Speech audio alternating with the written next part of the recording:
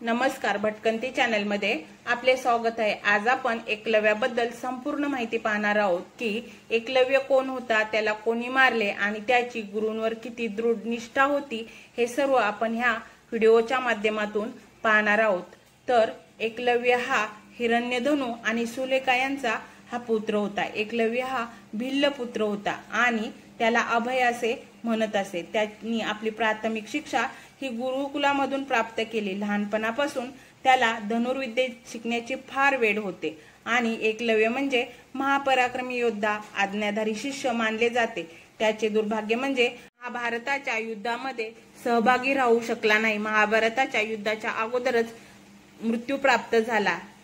तर एकलव्य ज्या गुरुकुलामध्ये शिक्षा घेत होता तेथील गुरूंनीच त्याला एकलव्य असे नाव दिले होते।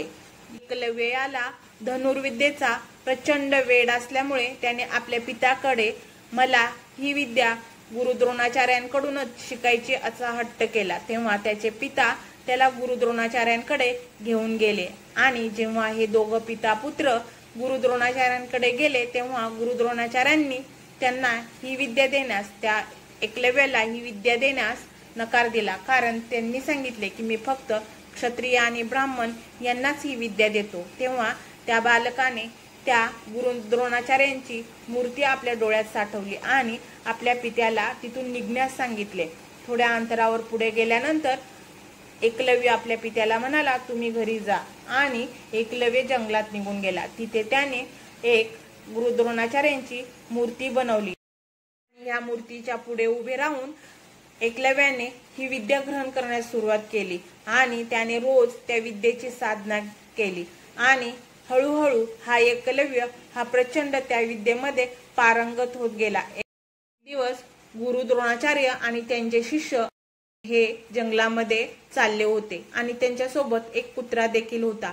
हा कुत्रा पुढे चालला होता आणि तो जोराजोरात भुंकू लागला आणि त्यावेळेस एकलव्याच्या त्या साधनेमध्ये व्यत्यय येऊ लागला। म्हणून एकलव्याने त्या कुत्र्याच्या तोंडामध्ये असे बाण मारले की त्या कुत्र्याच्या तोंडाला तिळभरही जखम झाली नाही किंवा रक्त आले नाही।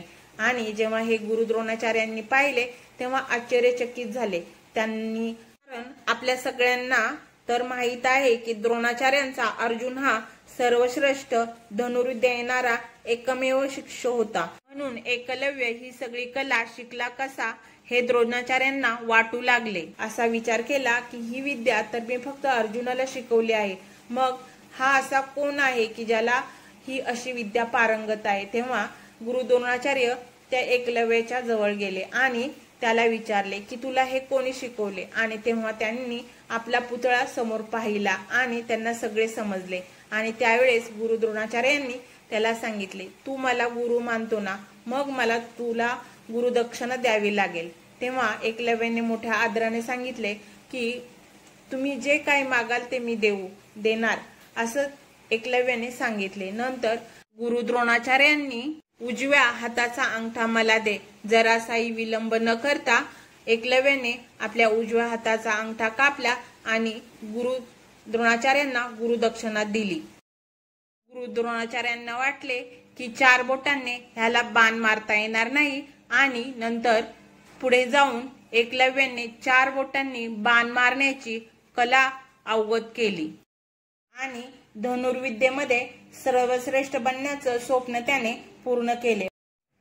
एकलव्याचा मृत्यू कसा झाला हे आपण पुढील व्हिडिओमध्ये पाहणार आहोत। हा व्हिडिओ तुम्हाला आवडला असेल तर लाईक, शेअर, सबस्क्राईब करा आणि एक छोटीशी छानशी कमेंट देखील करा। धन्यवाद।